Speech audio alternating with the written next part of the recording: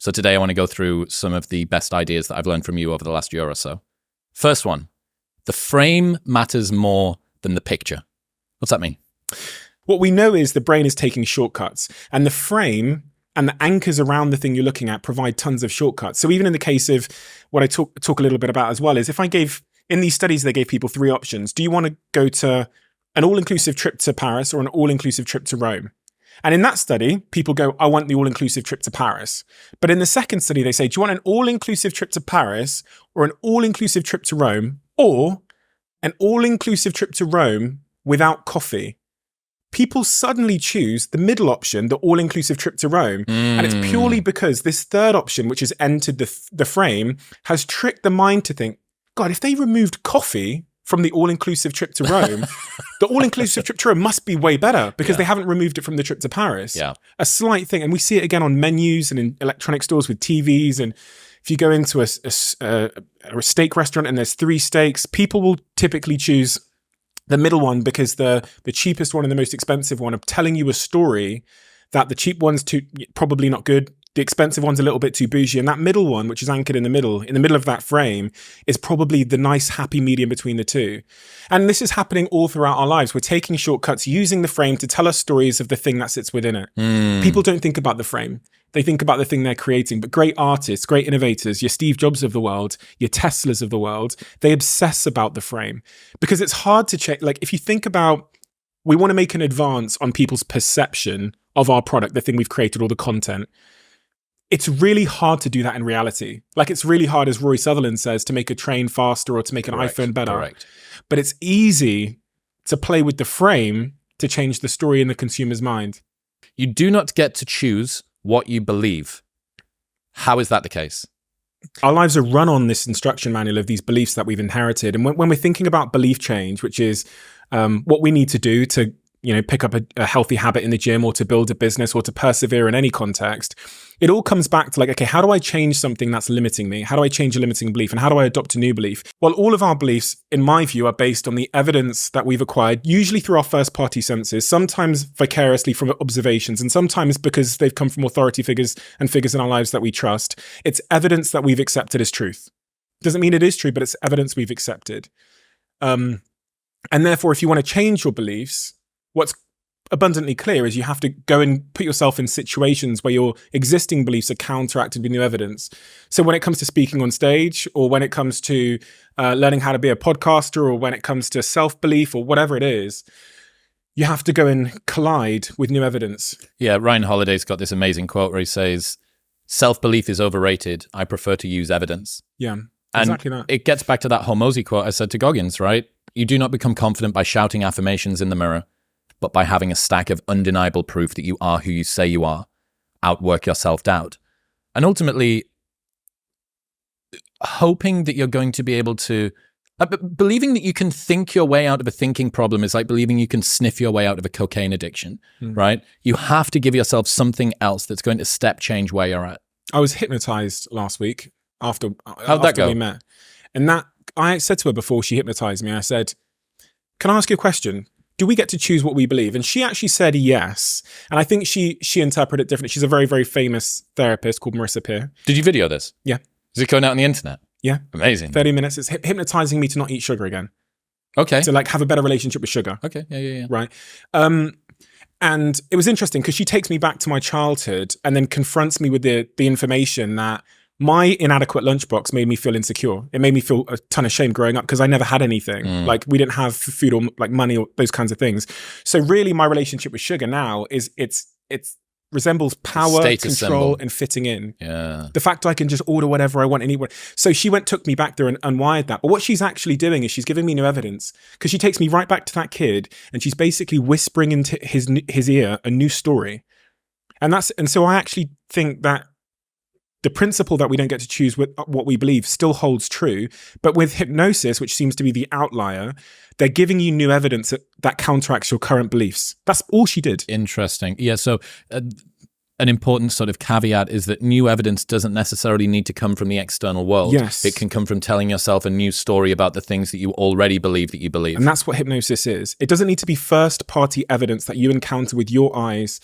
It can be someone else that's very, very skilled in taking you to that belief and smashing it head on. I love when this happens. So let's think about the two things that we've said so far. The frame matters more than the picture. You do not get to choose what you believe. What we're talking about here is that your beliefs are largely determined by the frame that you place around the current moment. Yeah. And that frame, given professional help or a powerful hypnotizer, can end up being moved in a way that also moves your beliefs. Yeah. Right? Yeah, that's very interesting. There's this similar quote from Anthony Vicino. It's more socially acceptable to be our own biggest critic than it is to be our own biggest cheerleader. And I really, coming from a British background, I rail against this sort of zero-sum, crabs in a bucket, tall poppy syndrome mentality.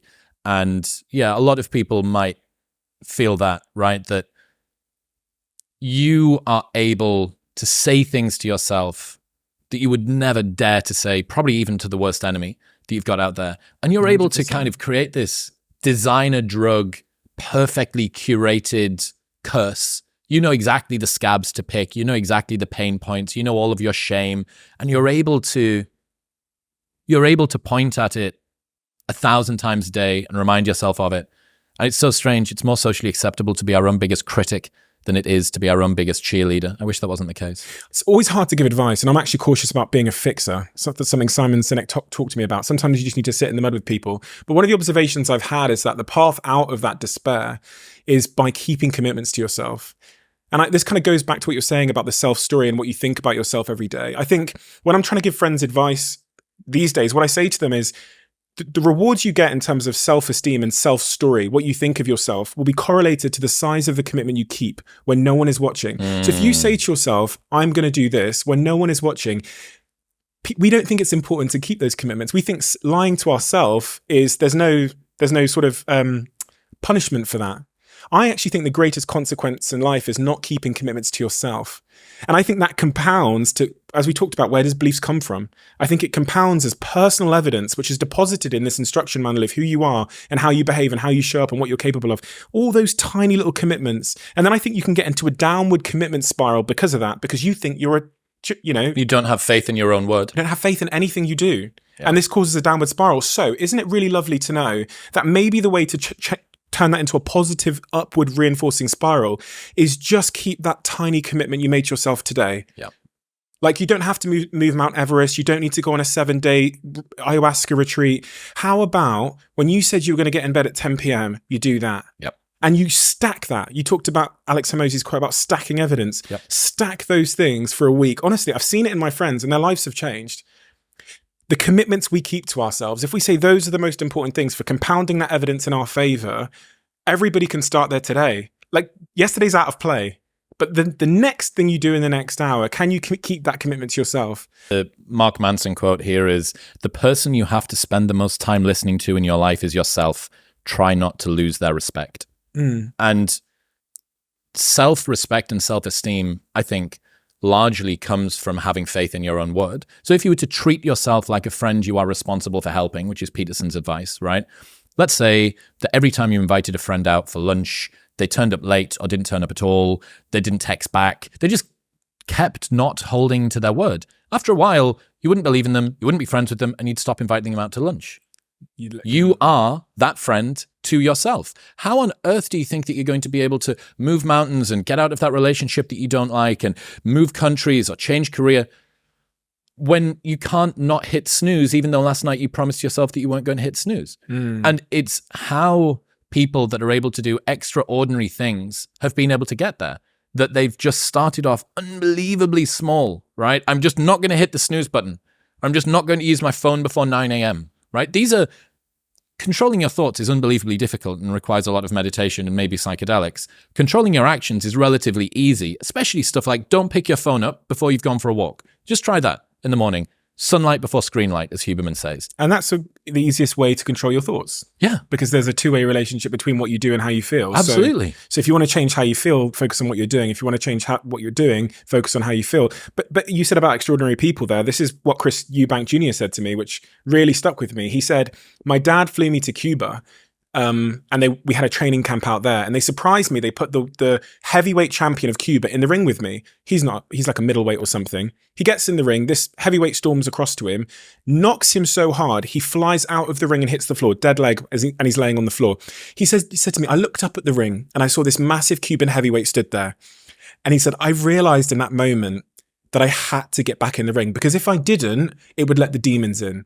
And another instance of when he talks about the demons more specifically was on his story about the treadmill. He goes, if I'm running on a treadmill and I get to mile 9 and I get complete cramp in one of my legs, and I know I've told myself I'm going to run 10 kilometers today, he goes, I will have to limp the last mile, even if no one's watching, because I can't let the demons in. And if I let the demons in, they'll show up in the 11th round of a championship fight when there's 50,000 people watching me in the audience. And I know deep in my self-story that I'm the type of person that quits when things get hard, because I got off that treadmill at mile 9 when no one was watching. It would modify my self-story. The commitments we keep to ourselves and what we do when no one's watching is the most persuasive evidence that governs everything we then do every day thereafter.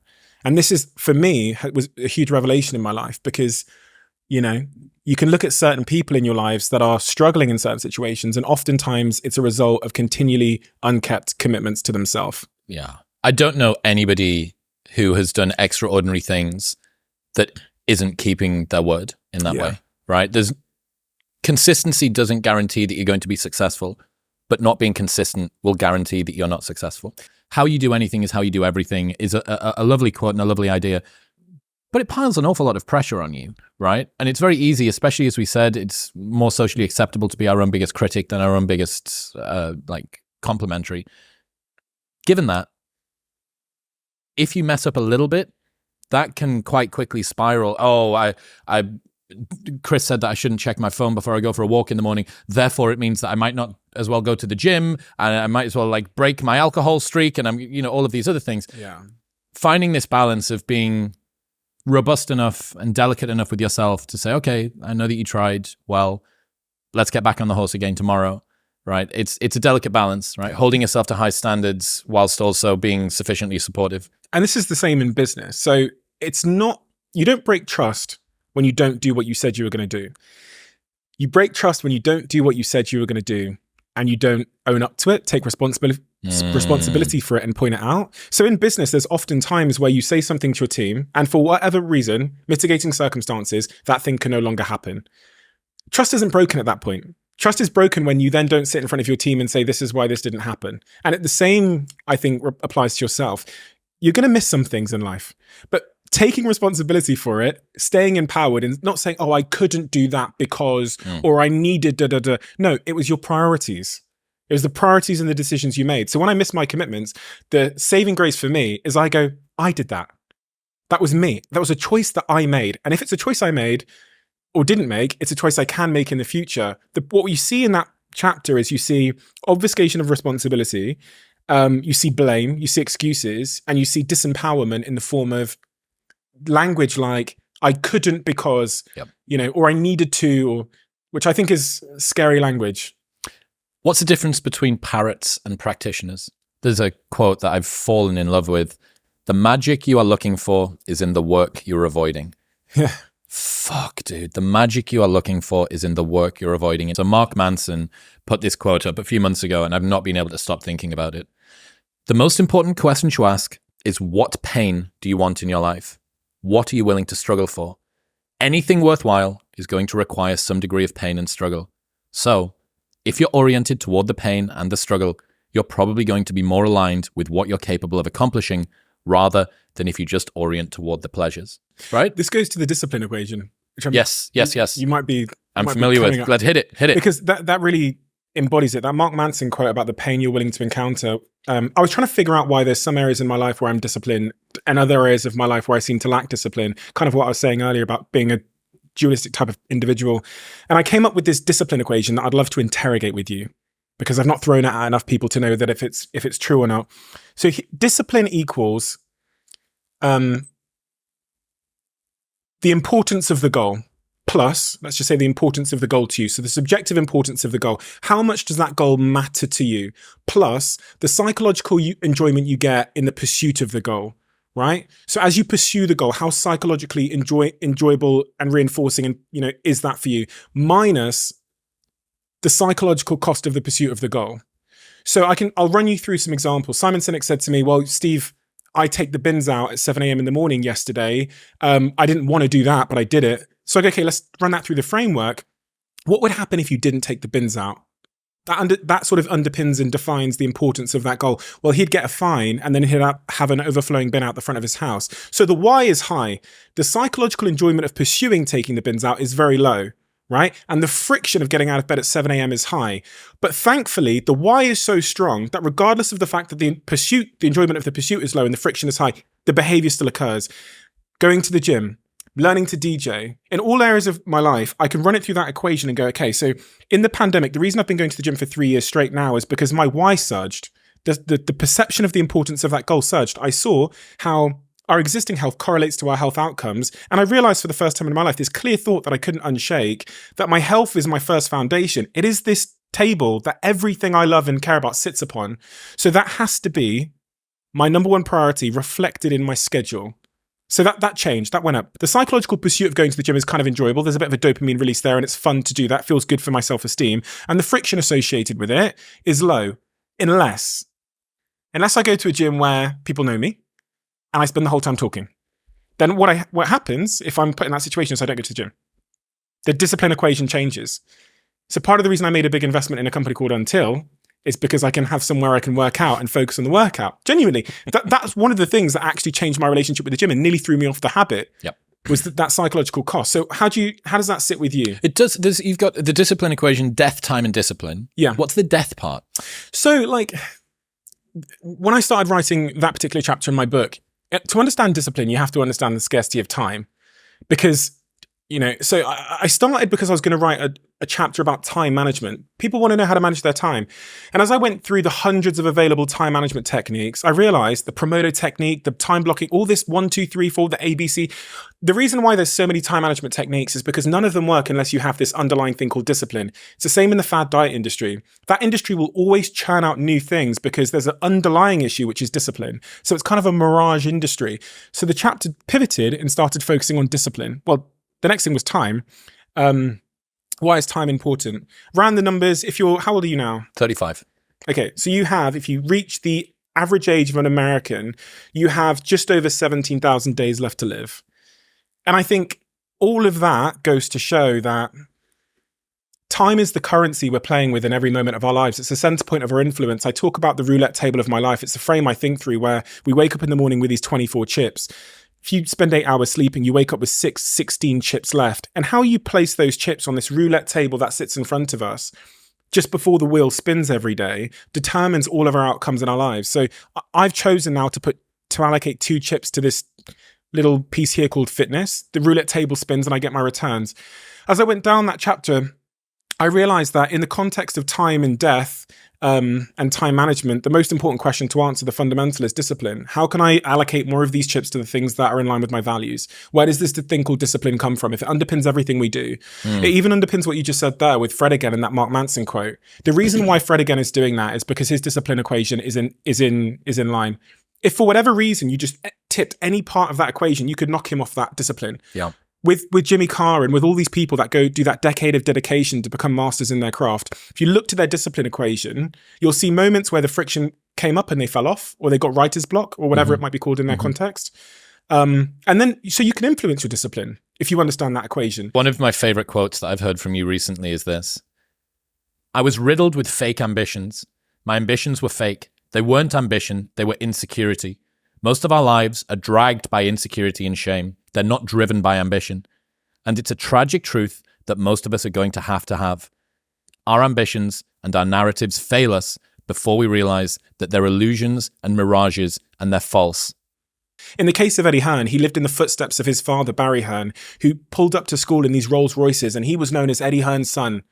He's competing with his father. He'll say it. I'm dragged by the insecurity of being Barry's Hearn's little son, and I want to outdo him. Yeah. It's the same with some of my other billionaire friends, and it's the same with Will Smith. He's being dragged by an insecurity and shame. So the key thing, because that's not always a bad thing, right? In every context of life, it might make you arrive at financial freedom sooner than others. but you just want to make sure that you're cognizant of it at least. In my life, I realized at about 24 years old when we had an offer from a very big company to sell the business. And I went home that day and I Googled mansions and Lamborghinis on Auto Trader. And I looked into that screen and felt a deep sense of emptiness, like I'd been betrayed by somebody, like someone had lied to me. And it was true. Someone had lied to me. 18-year-old, 12-year-old Steve had told me that that would fix everything. And as I played out it arriving on my doorstep, I realized that I would be poorer if I bought it. I'd lose something. I'd lose my company and the community and the love I had, but I'd lose something else. Then I went through this 6 months of sort of existential crisis of like, okay, so if it wasn't for that, if we weren't obsessing like a dog, what the fuck was I doing it for? Yeah. And my fear, this woman came into my office one day and she said to me, just imagine for a second you have everything you've ever wanted. She goes, because the truth is, you do. There's no goal that you haven't completed that you need to complete to be worth more. And I remember walking away and thinking, what a load of rubbish. 2 years of dwelling on that thought. And I arrived at this conclusion, I think because I was scared of this idea that losing my drive would lead to no ambition. But it's very much the opposite. Losing your insecurities and your shame that's dragging you doesn't dissolve your ambition. It dissolves your fake ambition and creates room for your real ambitions that are internally intrinsically motivated. So instead of wanting a Lamborghini and a mansion, I wanted this whole set of other things when I realized that the Lamborghini and the mansion were never going to make Steve Bartlett worth more than one Steve Bartlett. Deeply in me, I genuinely think part of me thought that if I got a Lamborghini and a mansion, Steve Bartlett would be worth 2 or 4 Steve Bartletts. But your currency is one of one. And so in that moment, once I'd realized that nothing was going to change the intrinsic value of me, I could focus on things that I would do regardless of that perception of value fluctuation, like starting a podcast or learning to DJ or doing a musical up and down the country or joining a psychedelics business just to learn for a year about mental health and psychedelics. And the funny thing is, if we think about Fred again and Darren Brown and all of those people that achieved mastery from a decade of natural dedication, is that's also the path to real mastery when you're not being dragged. So I came up with this idea with Hormozy a couple of weeks ago called the lonely chapter. I fucking love it. So there is a period in everybody's journey where they are so different because they've started to do new things that they no longer fit in with their old set of friends, but they're not sufficiently developed that they've gained their new set of friends and they're unsure. Should I go back? Should I lean back into getting a bag in with the boys on a weekend? Is that the highest, way that I can live my life passion forward? Because that's what everybody else does. And all of my friends are taking the piss. Oh, not drinking again. Too good for us, are we? Not going out again this week. Oh, okay. Well, enjoy staying in home and reading. Fucking nerd. So you're going to feel the pain of being ostracized from the group of friends that you used to have. But you're stuck in this messy middle where you haven't yet worked out who you are on the other side of this. And that lonely chapter that's in the middle is something that I would say almost nobody that I've ever met who has gone from a place where they are to a place where they want to be hasn't gone through. Are you out of the lonely chapter? Yes. Yeah. And 100%? It's difficult for me to find it. It's difficult for me to find it again. Facilitated largely by being in Austin. But that being said, most of the work that I do is on my own. I spend hours sat at my desk, researching, sorting stuff for episodes, dealing with the team, making sure that everything is set for this trip or the next trip or whatever we've got coming up. I think high performers actually, they do exactly what you've described there. They leave the comfortable tribe that, is social expectation and their childhood friends, whatever else. And once they leave there's that initial point of resistance. And then I think they, to some degree, live forever in the loneliness chapter. The start of it is much more difficult, but there's so few people that can relate to their experiences once they come out of the crowd anyway, that they're always going to live to some degree in a heightened sense of sort of loneliness. They can find a tribe at home and with family and with a partner, but it's never the same as having, what you see other people have from your hometown. Well, that's, look at any bell curve, right? The fattest bit's right in the middle. And to move yourself out to the edges is to accept being alone in some regard. Alain de Botton's got this quote where he says, loneliness is a kind of tax we have to pay to atone for a certain complexity of mind. Yeah. There's two things we don't want to be. Not enough and different. That's what a therapist said to me recently that came on my podcast. She said, there's two things that fundamentally, I interview billionaires and CEOs and royalty. So she goes, I'm a therapist for billionaires, CEOs and royalty. She goes, the two things are that people struggle with fundamentally are feeling different.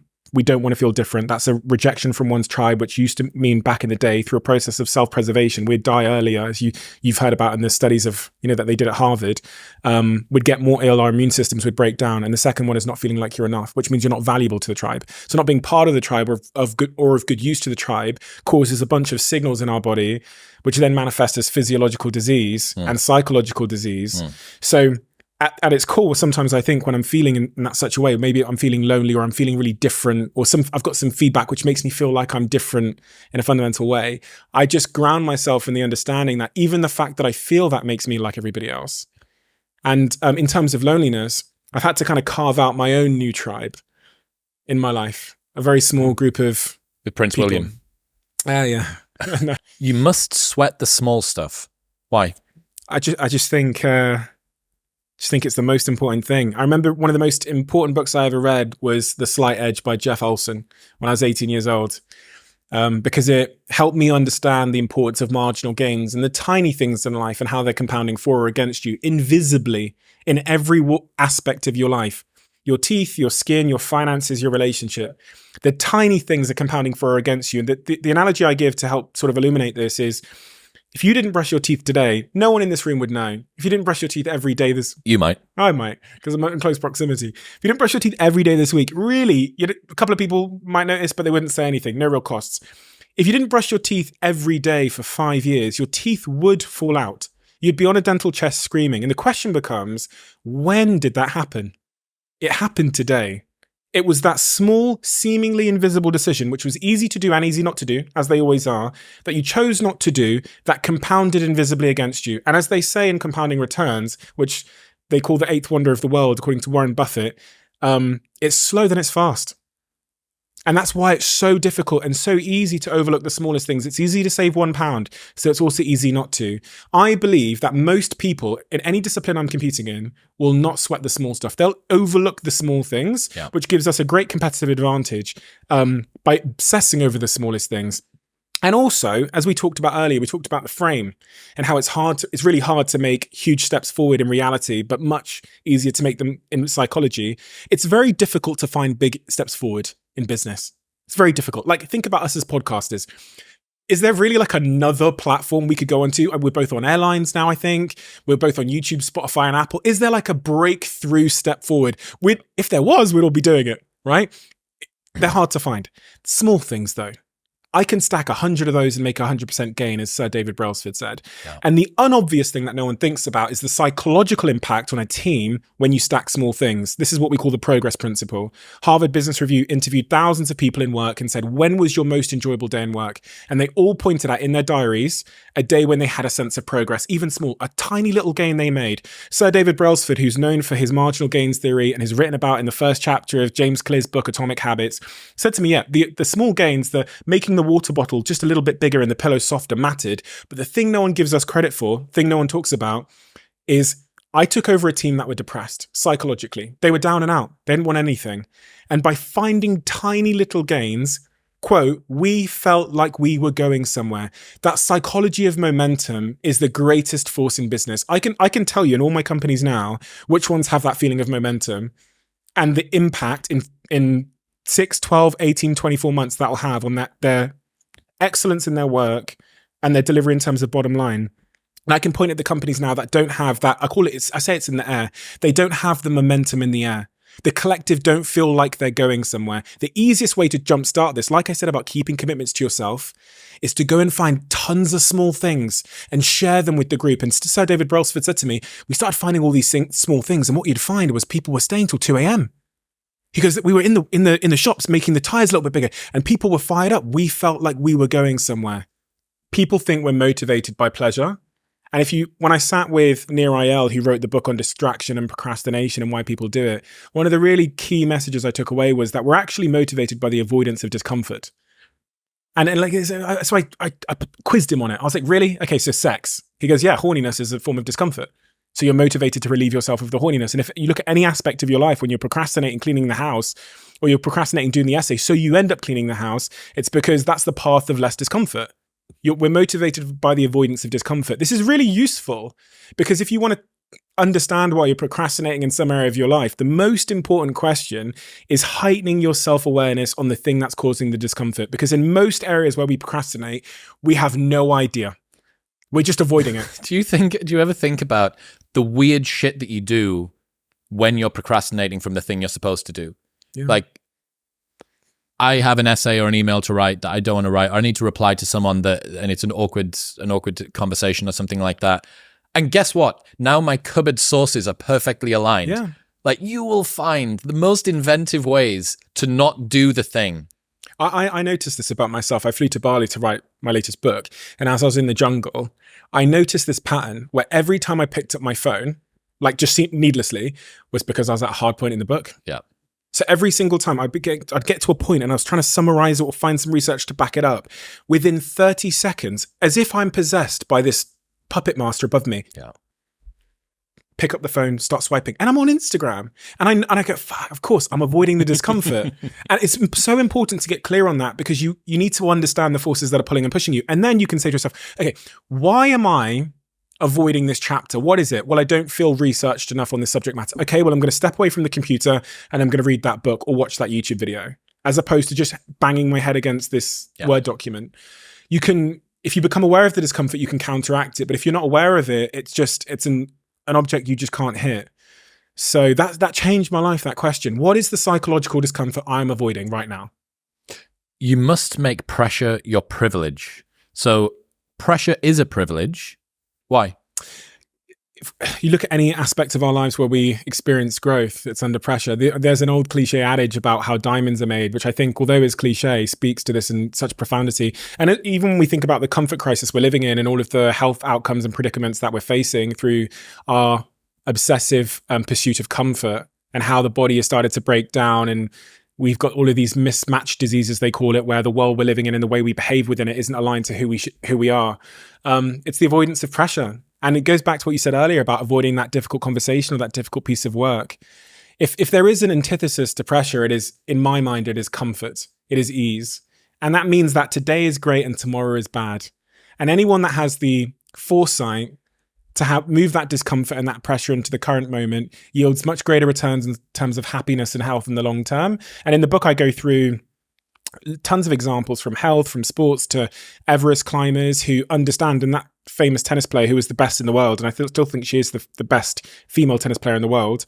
It was her mantra. It was that, what is your relationship with difficulty? And everybody, including people in my family who have a adverse reaction to difficulty, just defer it into the future in a bigger way. It compounds against them to make their future harder than their present. So everyone's relationship with difficulty, whether it's difficult conversations or difficult workouts or difficult physical, psychological exertion, those individuals, I think, are setting themselves up for a brighter future. Well, how do you deal with the discomfort that comes along with pressure, though? Right? You have, okay, the fact that I have pressure means that I care about something. It means that it's fulfilling to me. There are people that go through their entire life and don't ever have anything that approximates like importance, right? Yeah. And I have it. But the felt sense of pressure isn't that. The felt sense is overwhelm and chaos and concern. And there's a story below those words you've just used that really is the problem. It's, I'm not good enough. I'm going to be kicked out of the tribe. I'm different. All of those things, right? That's the base layer. The interpretation, you're right. There's a story we tell ourselves about our pressure, which determines how we experience the pressure. I actually did, if you look at that famous TED talk on stress and pressure, what they found out is that stress and pressure don't actually kill people unless you believe it will. You have a negative interpretation of your pressure and your stress. Then it shows up in your physiological response. You get more diseases. But in that famous TED talk, which I think has like 30 million views, she found out that pressure in itself isn't the problem. It's the story we tell ourselves about our pressure that causes us to be unhealthy. And we all have different stories about our pressure. And if your story is that it is X, Y, and Z, it's going to get me kicked out of the tribe, it's going to expose myself for not being good enough. If your story about difficult situations is I'm an imposter versus this is a growth moment, not only are you going to show up worse, you're going to perform worse, and the physiological impact and psychological impact is going to be detrimental. And that's what this whole argument about imposter syndrome is so confusing to me, because if I asked anybody, would you like a life where you were never outside of where you never did anything that challenged you or pushed you? Would you choose that? No. So why are you complaining about your life being full of that? I think anyone who has a healthy relationship with pressure goes in search of continual imposter syndrome. You've got an interesting idea. Deep expertise is often a recipe for rigidity. It goes back to what we said a second ago, and those were the words I was actually looking for when we were talking about how knowing too much about a thing can make you unable to be agile and innovative and think from first principles. And that when we think about the real innovators over the years that disrupted the incumbents, it's very rarely an incumbent that disrupts itself. It's so often a couple of kids in a basement that didn't go to university that have seen the introduction of a new technology and that thought, let's fuck around with this. And they've been able to displace a century-old incumbent because they are not encumbered by the rigidity of convention. From a personal perspective, I came up with a name, the vestigial pattern bias. It turns out it already existed before I came up with it, called the Einstellung effect.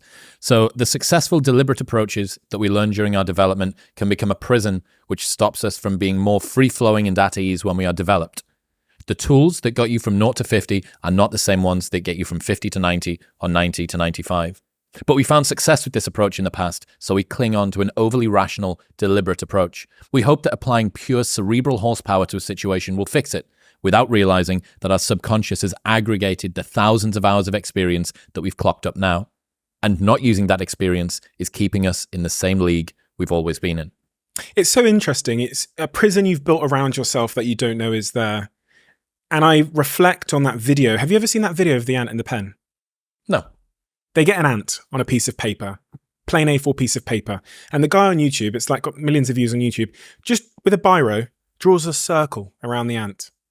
And the ant runs to the edge of the circle and believes it's trapped. And it will not cross that line. It will not cross that line. Looking down on it from a bird's eye view, you go, oh no, it's just a figment of its imagination. They do the same with a spider. They get a piece of paper, there's a little spider on it, they draw a circle around it with a biro. It will not cross that line. As the guy's drawing the circle smaller and smaller, he accidentally draws it so close to the spider that the spider steps over the biro, and then it can never ever in its life be trapped by the biro again. And you watch it just run off the page, and he's trying to trap it again, and it can never, because it realizes that's just a wall it's built in its mind. And I reflect on that always in my life and go, there was this time I was in Boston and I was running on a tread machine, and I always do 10 kilometers on this tread machine. And when I do 10 kilometers, I get this physiological signal that I'm tired, like my muscles break down. I landed in Boston. I've got a talk later that day. The tread machine doesn't have the kilometer dial on it, so I can't see how fast I'm running. So I think, okay, I'll do it the other way around. I'll wait for the signal in my body telling me I'm tired, and then I'll get off. I run and I run and I run and I run. I run and I run and I run. I'm like, I'm not getting tired. I keep running. I look up at the time, I'm like, I'm going to have to get off this treadmill at some point. I hit the button, 21 kilometers. And I was perplexed, absolutely perplexed. Every time I run 10 kilometers, I feel knackered. I ran 22 when I couldn't see the thing, and it was just a limiting belief, a wall I'd built, and I'd told myself that that was my limit. And we have drawn circles around ourselves, and those circles are determining how far we push, how far we aim, the things we decide to do, but they are just figments of our imagination. Have you seen, there was a study, very famous study, where they put rats into water and they let them tread water to see how long they would do it until they just gave up. So first iteration of the study, they put rats in, and I think they last around about 30 minutes, something like that, not long. Second iteration of the study, new rats, obviously, unfortunately. Rats go in for 28 minutes, then they pull them out, they dry them off, and they let them calm down. Then they put them back in, and they tread water for like 12 hours, right? Really? Because their belief is, I'm going to be safe. And that's learned helplessness, right? You'll have heard about the dog where it pushes the button to stop itself from being electrocuted on the floor. It's the same sort of thing. But yeah, I do wonder, where are the lines that are drawn around us, that we've drawn around ourselves? And especially since moving to America, my ambition has changed so much. I don't have a massive amount of ambition intrinsically, or I didn't. And then I start to hang around with guys like Bill Perkins, right? Or Rogan, or Mark Normand, or people that are really like moving very, very quickly. And it's like through fucking osmosis, man. You just can't not start to have bigger goals and dreams. And it's scary. It's scary when you realize, especially for me, because I know what it's like to not have ambition. I not that it doesn't come from me, but for some reason I hadn't lit the fire that went underneath it. And then after a little while, you realize, oh, hang on a second, like this is really fucking potent. Like, your skills are worthless, but your context is valuable. Yeah, just a really interesting observation I've had from observing some of the people that have made huge pivots in their life, but also my own experience of being a social media marketing CEO for 10 years. And then upon leaving that business where I sold, I did marketing for big fashion brands and big consumer electronics brands. 6 months to a year after I left there, I moved my skill set to the biotech industry because one of my friends built one of the biggest psychedelics companies in the world. And my skill set of social media and marketing was in such low supply in that industry that the offer he made me to join his business was outstanding. And I often think about, we think the way to get ahead in life is to get promotions or to ask our boss for a pay rise. But if you think about your core skill set and the market in which you're selling your skill set, is it in low supply in that market? And is the upside for the person that is hiring me tremendous? You can get paid so much more. They offered me $8 million in options for 9 months of work. There's no fast fashion brand that would have offered me that because the return for the fast fashion brand would have been 20,000 more dresses sold. In the biotech industry, it was moving that IPO price from potentially 1 billion to 3 billion. So they could offer 8 million as a flash in the pan. One of my best friends spent a long time in Manchester designing nightclub flyers, getting paid 50 quid, £100 per flyer. I probably employed him at You some probably point. did.